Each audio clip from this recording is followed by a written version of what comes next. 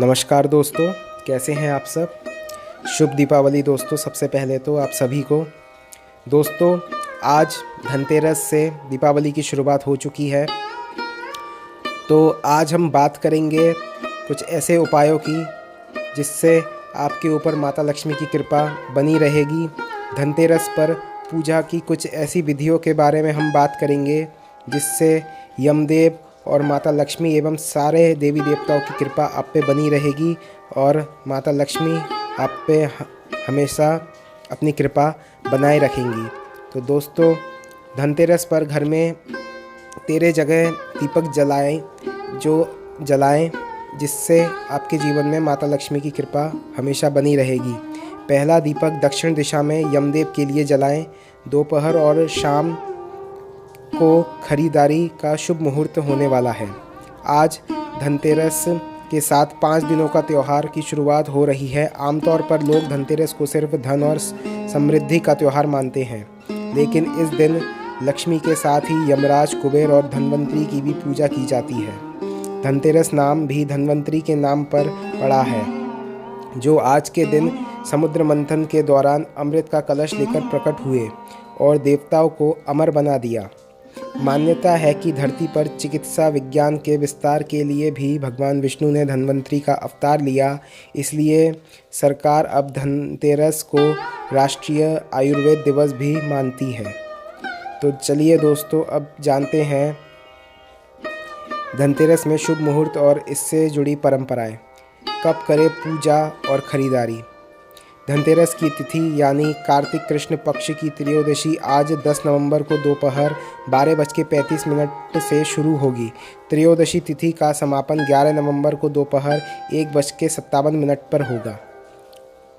धनतेरस पूजा के शुभ मुहूर्त प्रदोष काल शाम 5:46 से रात 8:25। वृषभ लग्न मुहूर्त शाम 6:08 से रात को 8:05। दीपदान के लिए मुहूर्त शाम को 5:46 से रात को 8:26 तक। खरीदारी का मुहूर्त दोपहर 12:56 से 2:06 तक और शाम 4:16 से 5:26 तक रहने वाला है। धनतेरस पर दिए जलाने की परंपरा भी है। इस दिन 13 दिए अवश्य जलाएं और हर दिए का अपना महत्व होता है। चलिए दोस्तों, अब जानते हैं धनतेरस पर कहाँ हमें दीपक जलाने चाहिए। लक्ष्मी और कुबेर की पूजा के बाद शाम को सबसे पहला दिया दक्षिण दिशा में यमदेव के लिए जलाना चाहिए। घर के बाहर कूड़ेदान के पास दक्षिण दिशा में दिया जलाने से परिवार में अकाल मृत्यु का भय नहीं रहता। 2 दीपक घर के मुख्य द्वार पर जलाने चाहिए, इससे घर में सकारात्मक ऊर्जा का संचार होता है। चौथा दिया तुलसी के पास जलाना चाहिए। माना जाता है कि इससे घर में सुख शांति और समृद्धि आती है। 5वां दिया घर की छत पर जलाना चाहिए, इससे राहु का दुष्प्रभाव खत्म होता है, वास्तु दोष दूर हो जाते हैं। बाकी दिए घर के मंदिर, खिड़की और कोनों पर जलाने चाहिए, इससे नकारात्मक ऊर्जा दूर होती है। धनतेरस पर यमराज के साथ धन्वंतरी और कुबेर की पूजा भी की जाती है। यह त्यौहार जैन धर्म के लिए भी बहुत महत्वपूर्ण होता है। धनतेरस के देवता धन्वंतरी देते हैं स्वास्थ्य का भोग। धनतेरस पर ही देवताओं के वैद्य और भगवान विष्णु के अंशावतार धन्वंतरी का जन्म हुआ। इसलिए धनतेरस के त्यौहार को धन त्रयोदशी और धन्वंतरी जयंती के नाम से भी जाना जाता है। धन्वंतरी को आयुर्वेद का जनक भी माना जाता है। उनकी पूजा से रोग दूर हो जाते हैं। दोस्तों, यमराज से मिलती लंबी उम्र का वरदान है। 5 दिनों के दीपोत्सव की शुरुआत यमराज के लिए सबसे पहला दिया जलाने से होता है।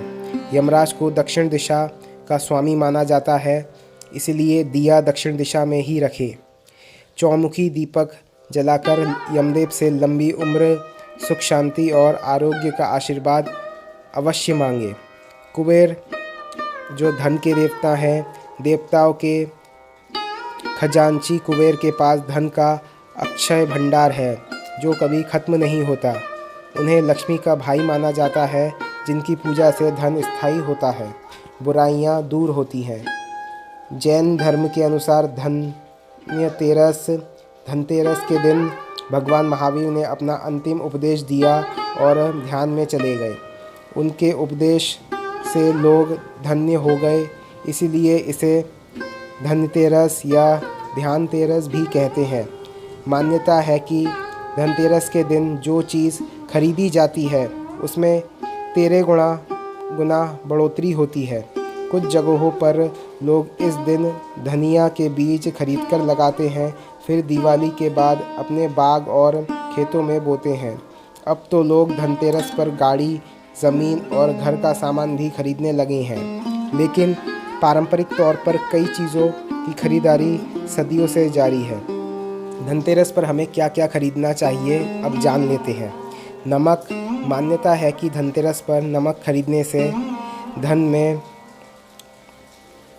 घर में धन की बारिश होती है। नमक हमेशा अपने पैसों से खरीदें, उधार के पैसों से नहीं। किसी को नमक ना दें। झाड़ू। मान्यता है कि धनतेरस पर नमक खरीदने से घर में धन की बारिश होती है। नमक हमेशा अपने पैसों से खरीदें, उधार के पैसों से ना खरीदें। और झाड़ू भी अपने पैसों से खरीदें, जिससे झाड़ू सारी नकारात्मक ऊर्जाओं को घर से साफ़ कर देता है। झाड़ू को भी माता लक्ष्मी का रूप माना जाता है और वो झाड़ू आपके घर में लक्ष्मी माता का आगमन करवाता है और सारी नकारात्मक ऊर्जाओं को दूर करता है।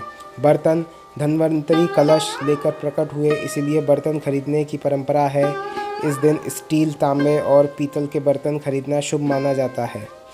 सोना चांदी। धनतेरस पर सोना चांदी के गहने खरीदना भी शुभ माना जाता है। मान्यता है कि इस दिन धातु की पूजा से संपत्ति में बरकत होती है। दिया, मूर्तियाँ। दिवाली पर जलाने के लिए लोग धनतेरस के दिन ही दिया खरीदते हैं। पूजा के लिए लक्ष्मी गणेश की मूर्ति भी इसी दिन खरीदी जाती है। तो दोस्तों, ये था कुछ पूजा करने की विधि और धनतेरस पर क्या खरीदे क्या ना खरीदे, इसके विषय में कुछ महत्वपूर्ण जानकारी। तो दोस्तों, इन्हीं जानकारियों का उपयोग करके आप अपनी धनतेरस की पूजा एवं दीपावली की पूजा कीजिए और मैं आशा करता हूँ कि माता लक्ष्मी की कृपा आप पे हमेशा बनी रहेगी। आप सभी को शुभ दीपावली और हमारे चैनल को लाइक, शेयर और सब्सक्राइब अवश्य कीजिए और बेल आइकन को ज़रूर प्रेस कीजिए, जिससे हमारी आने वाली वीडियोस की अपडेट आपको मिलती रहे। धन्यवाद।